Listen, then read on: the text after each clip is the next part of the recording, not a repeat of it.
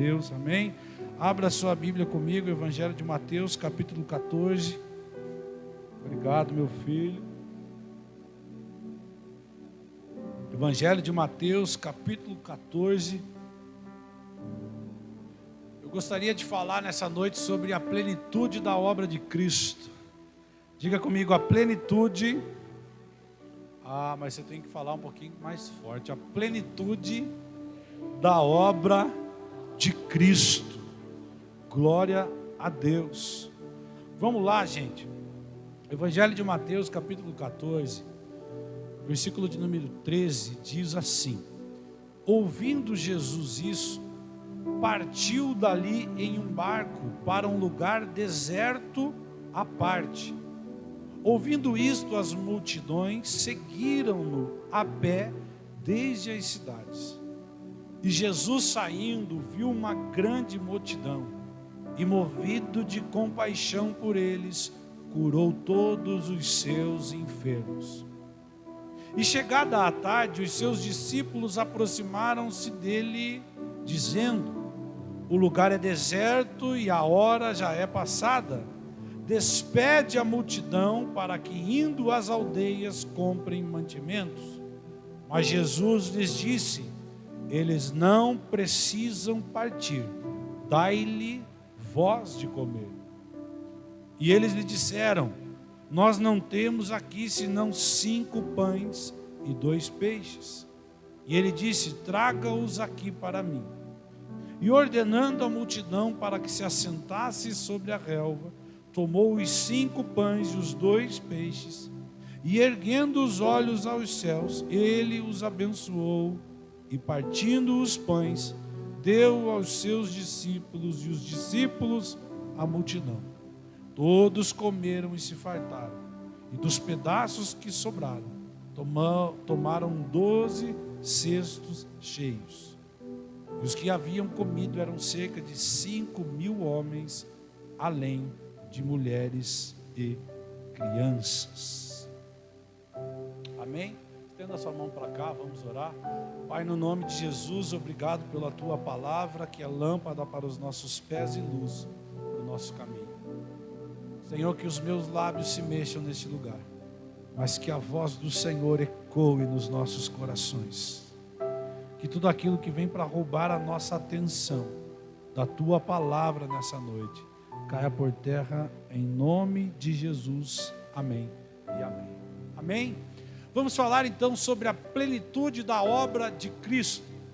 Queridos, esse texto que nós lemos é muito conhecido como a multiplicação dos pães, em que alimentou-se 5.000 homens, além de mulheres e crianças.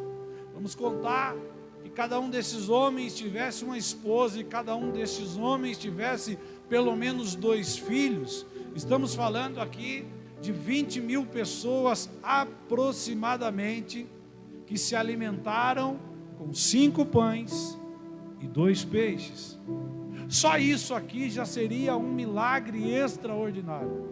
Falar apenas sobre isso já seria motivo para glorificarmos o Senhor pelo seu poder, pela grandeza da sua obra nessa terra. Mas esse momento aqui também está repleto de ensinamentos para as nossas vidas, que, se aplicados, poderemos ter assim a vida transformada pelo Senhor. Por quê, pastor? A Bíblia começa dizendo que, ouvindo Jesus isso, partiu dali em um barco para um lugar deserto para ficar sozinho. E o que Jesus ouviu que fez com que ele partisse? Aqui ele acaba de receber a notícia da morte de João o Batista, o seu amigo profeta, e mais do que amigo, o seu primo. João o Batista era primo de Jesus, filho de Isabel, prima de Maria, mãe de Jesus. Então Jesus, talvez em um momento de luto, em um momento de tristeza, recebe a notícia e decide ficar um pouco sozinho. E eu começo aqui a pensar que talvez ele quisesse chorar um pouco, talvez ele quisesse guardar um momento de luto. Sabe aquele momento que você quer ficar um pouquinho sozinho? pensando um pouco na vida, pensando em tudo que está acontecendo, lamentando a morte de um ente querido, mas a Bíblia diz então que a multidão, sabendo disso, foi a pé até onde Jesus estava. E nesse momento, a palavra nos revela que ele teve compaixão da multidão. E mesmo em um momento em que Jesus talvez quisesse se isolar, ele então começa ali a operar grandes milagres, curando todos os enfermos que havia entre aquele povo. Essas enfermidades podem ser comparadas às necessidades que as pessoas têm. Se trouxermos hoje para o nosso dia a dia, essas enfermidades podem ser comparadas a alguns problemas que nós enfrentamos, talvez dentro de casa, na nossa família, talvez no casamento, talvez com a esposa, com o marido, talvez com um filho, talvez lá na empresa, talvez pela falta de um emprego. Essas dificuldades podem ser comparadas com essas enfermidades que Jesus curou nessa época. Mas o grande detalhe aqui é que muitos querem tirar com algumas palavras esse coração compassivo de Cristo Jesus. Por que eu digo isso? Porque Ele é sim um Deus e Pai que se preocupa com as nossas necessidades. Aleluia! Ele se preocupa com os nossos problemas, se preocupa com as nossas limitações, a ponto de deixar o que Ele está fazendo para nos atender. Mas muitas vezes nós, por timidez, nós por causa da cultura, de aprendermos sobre um Deus que está num trono, com cara de brabo, talvez com um tridente na mão, e o nosso Deus não é esse Deus apresentado por uma cultura, não. O nosso Deus, Ele é Pai. E se vós, a Bíblia diz o seguinte: se vós sendo maus, sabem dar boas coisas aos vossos filhos, quanto mais o vosso Pai que está nos céus dará o Espírito Santo a quem lhe pedir. Aleluia! Mas Ele tem sim prazer de suprir as nossas necessidades. Pedi e dai-se-vos-á, buscai e encontrareis, batei e abrir-se-vos-á. Aleluia! E isso é lindo, lindo, lindo demais. Mas agora abre comigo a sua Bíblia no Evangelho de João, capítulo de número 22 e o versículo de número 24.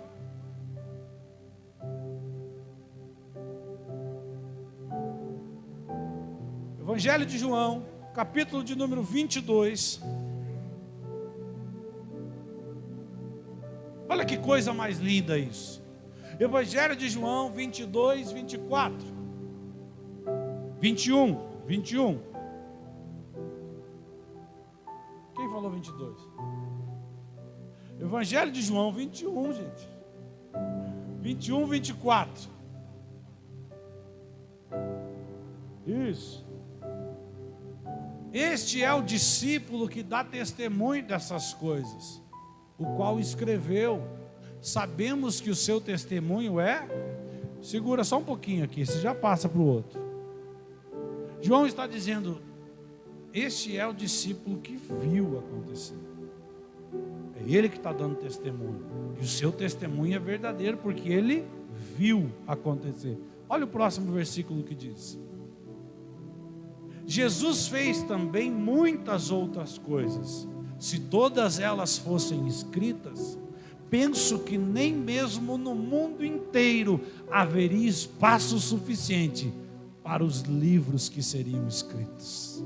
Meu Deus do céu! Um homem que andou com ele, viu tudo que ele fez, disse o seguinte: se existisse uma biblioteca mundial, não teria a capacidade de armazenar os livros que seriam escritos. Olha que Deus poderoso nós temos. Olha quem é o Jesus que nós servimos. Olha em nome de quem nós nos reunimos nessa noite.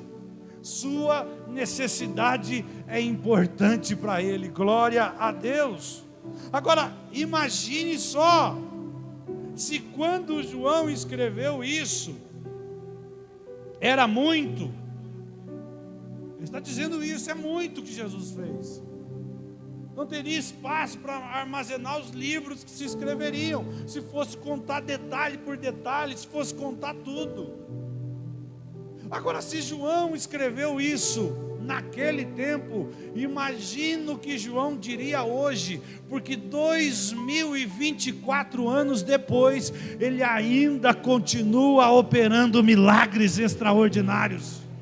Aleluia!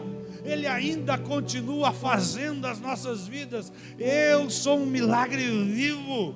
Eu fui alvo deste milagre. E eu estou aqui nessa noite porque Ele me alcançou. Glória a Deus por isso. Se seu problema é na saúde, Ele cura. Diga, Ele cura. Se o seu problema é emocional, Ele renova. Aleluia.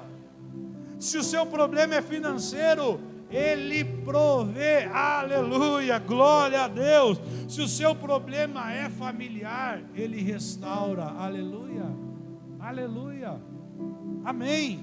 Você vai ver na Bíblia os diversos atributos de Deus. Ele é um Deus que sara, Ele é um Deus que cura, Ele é um Deus que provê. Ele é a nossa bandeira, Ele é o nosso socorro bem presente na hora da angústia. Se você estiver passando por um momento de angústia, você precisa lembrar, existe um Deus que é um socorro bem presente, não é ausente, não é um socorro distante, não é um socorro que está de vez em quando, é um socorro bem presente na hora da angústia, aleluia. Ele salva, Ele cura, Ele batiza, Ele renova, aleluia por isso. Glória a Deus. Olha para a pessoa que está do seu lado, diga a Ele salva, diga a Ele cura, diga a Ele batiza, diga a Ele restaura. Glória a Deus. Amém, queridos? Só que mesmo Ele fazendo tudo isso, essa ainda não é a obra completa dele nas nossas vidas. O maior milagre de Jesus não é um paralítico levantando. O maior milagre de Jesus não é nem mesmo um morto há 4 dias em uma tumba sendo ressuscitado. Os maiores milagres de Jesus não são esses. A obra completa, a plenitude da obra de Cristo não é um milagre que Ele pode fazer. Como assim, pastor? O problema, sabe qual é? É que nós queremos viver parte da vida cristã. Nós queremos essa fatia do bolo que nos convém. Essa fatia que nos alcança. Essa fatia que tem a ver com a nossa vida. E glória a Deus, como eu disse, Ele se importa com a sua necessidade. Ele tem o prazer de curar, Ele tem o prazer de servir, Ele tem o prazer de prover. Mas a obra completa de Jesus na tua vida é muito maior do que essa. Aqui nesse texto que nós lemos, nós vemos uma responsabilidade por parte do homem. Talvez você não tenha percebido isso. E eu muitas vezes que li também não. Mas eu aprendi algo muito poderoso com esse texto. O que é, pastor? Diga o que é, pastor. Se você quer a cura que Ele tem, precisa aprender também a comer do pão que Ele parte. Se você quer a cura que Ele tem, também vai precisar aprender a se alimentar do pão que Ele parte. O problema é que nós queremos só ficar em metade da festa. Nós queremos só a parte que nos convém, nós queremos caminhar só a primeira milha. Aquela parte que satisfaz as nossas necessidades, que supre aquilo que precisamos.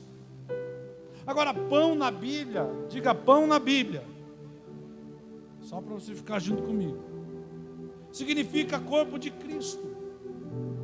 Pão na Bíblia significa o alimento espiritual que nos dá a vida eterna. Alimento espiritual que nos dá a vida eterna. A palavra de Deus. O verbo que se fez carne e habitou entre nós. Diga nós. Evangelho de João, capítulo 6, versículo 52.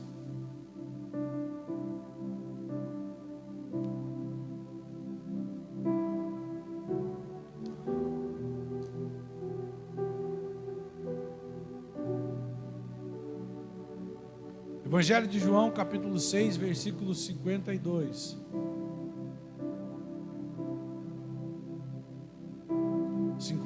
Coloca. Aí, viu? Por que o 2 está sempre no lugar do 1, né? Eu sou o pão vivo que desceu do céu. Se alguém comer deste pão, viverá para sempre. Este pão é a minha carne, que eu darei pela vida do mundo. Eu sou o pão vivo que desceu do céu. Quem come desse pão, viverá para sempre. A plenitude da obra de Cristo, a obra completa do Senhor, é quando, além de desfrutar da cura, eu também me alimento do pão. E o que é pão? Pão é o que você coloca para dentro da sua vida a partir de então. Pão é o que você vai fazer com aquilo que você tem recebido da parte do Senhor. Comer do pão fala de estilo de vida. Tem um ditado que é muito dito hoje no meio desse mundo fitness. Você é o que você come. Você é o que você come.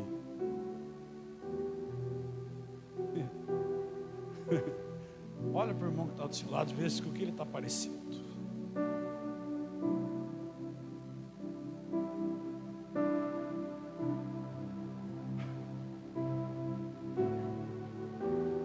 Meu Deus. Tem uns irmãos parecidos com uma pizza big, né? Glória a Deus.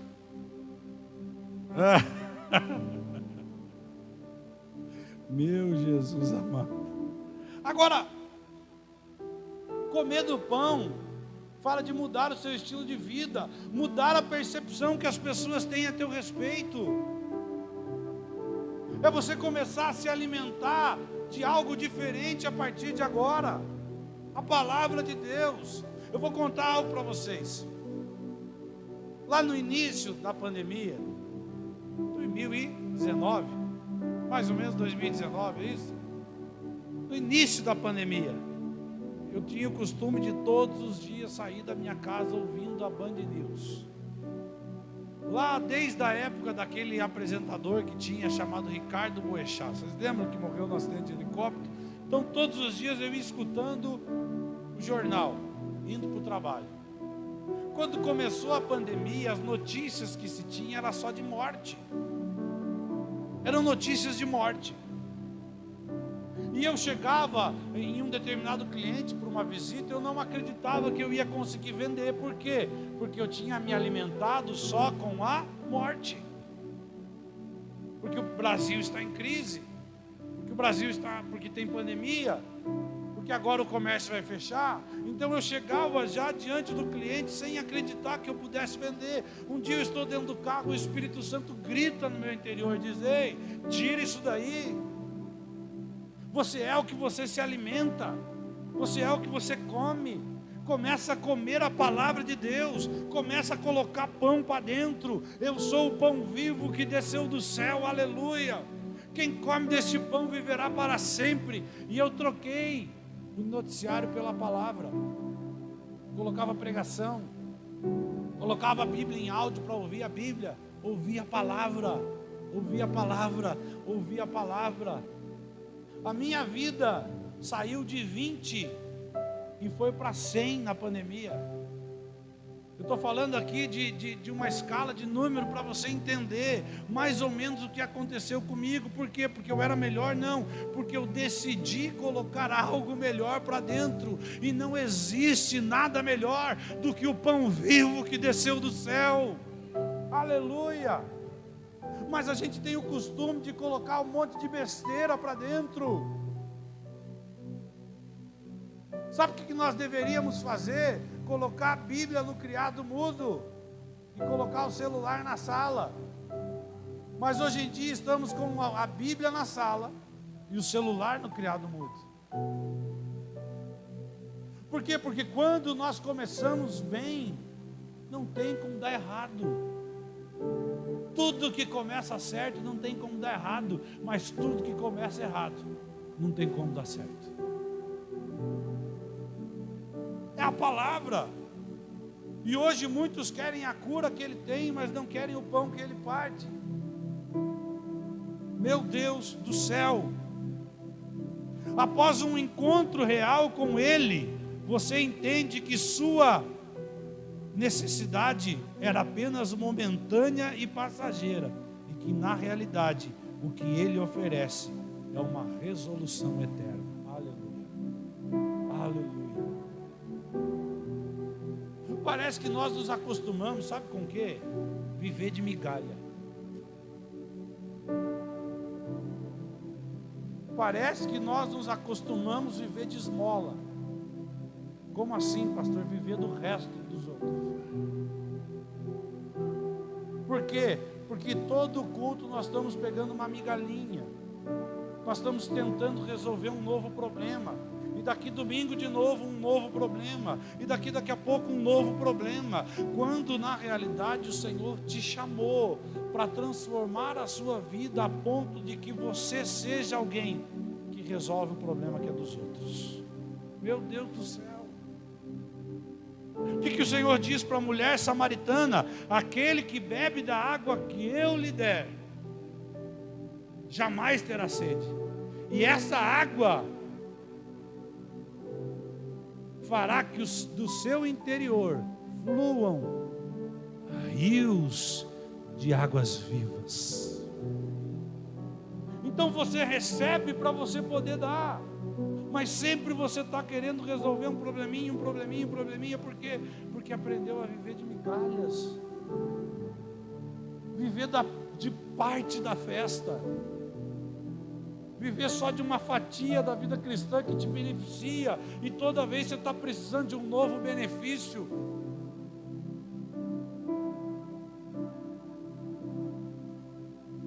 Toda vez está precisando de um novo, de renovar o Bolsa Família do céu.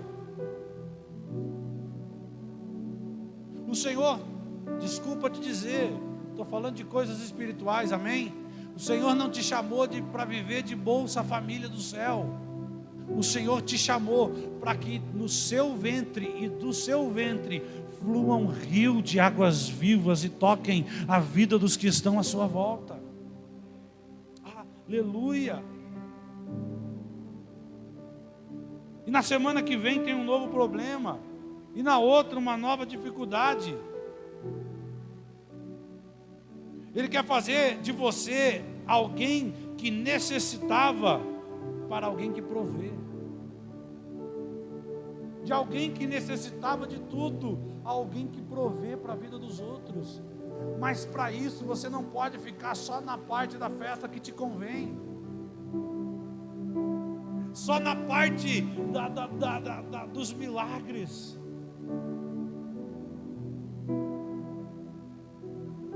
Eu não estou aqui para falar de religião, não é isso.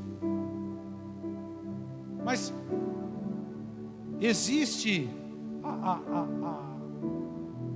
em esses centros espíritas um momento em que as entidades dão um passe para os outros, e a pessoa vai lá, toma o seu passe e vai embora.